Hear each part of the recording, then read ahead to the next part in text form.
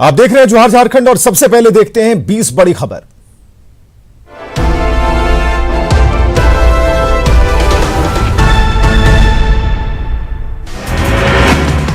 गोड्डा में मंगलवार से स्वास्थ्य सेवा के क्षेत्र में नया अध्याय जुड़ने जा रहा है। सदर अस्पताल में 2 मशीन के सहारे डायलिसिस की सुविधा मुहैया कराई जाएगी। पहले स्वास्थ्य मंत्री के हाथों इसका उद्घाटन होना था, लेकिन उनके संक्रमित होने के जगह पर स्थानीय स्तर पर ही इसकी शुरुआत की जाएगी। बोकारो में चास प्रखंड के पिंडराजोरा थाना क्षेत्र से 2 लोगों का शव बरामद किया गया। इनमें से एक मृतक हरला थाना क्षेत्र का रहने वाला था, दूसरा शव ग्वालडीह के पास खेत में पेड़ से झूलता मिला।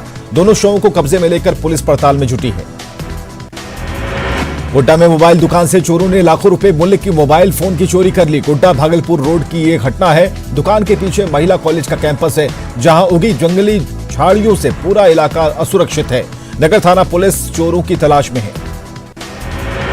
गढ़वा में धुरकी थाना पुलिस ने लूटपाट के 3 आरोपियों को गिरफ्तार कर जेल भेज दिया है। इन पर 18 अगस्त को एक व्यक्ति के साथ लूटपाट का आरोप है।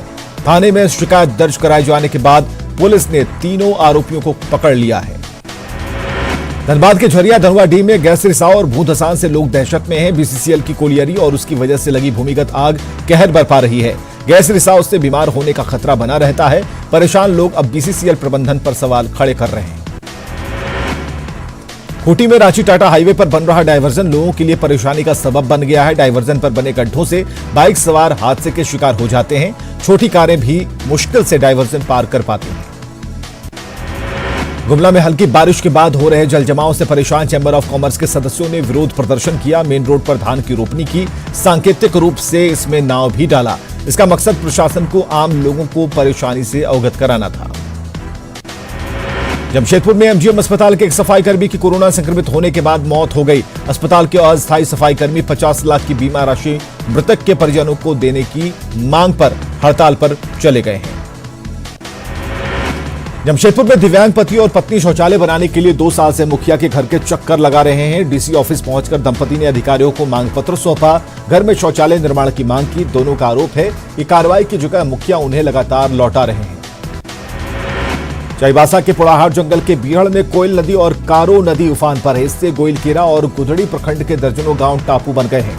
लोग जान जोखिम में डालकर नदी को पार कर रहे हैं।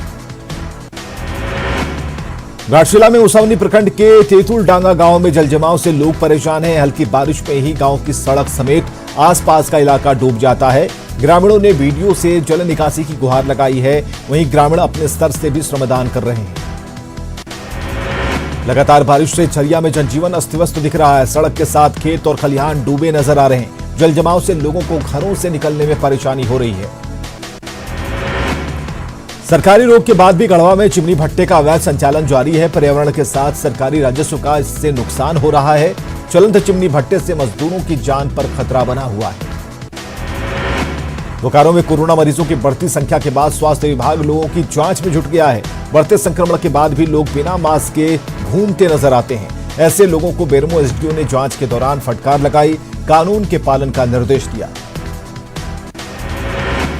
साहिबगंज में कोरोना के बीच बाढ़ का खतरा मंडरा रहा है। ऐसे में बाढ़ राहत शिविरों में राहत वितरण का काम प्रशासन के लिए चुनौती साबित होने वाला है। इसे देखते हुए प्रशासन ने पूरी तैयारी के निर्देश दिए हैं।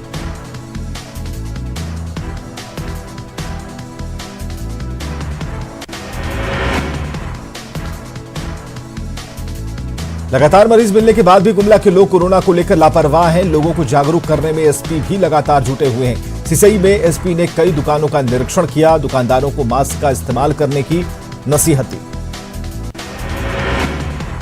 गुमला नगर परिषद की लापरवाही से साफ सफाई की व्यवस्था भगवान भरोसे दिख रही है। शहर के मुख्य चौक चौराहों पर जल जमाव की स्थिति है।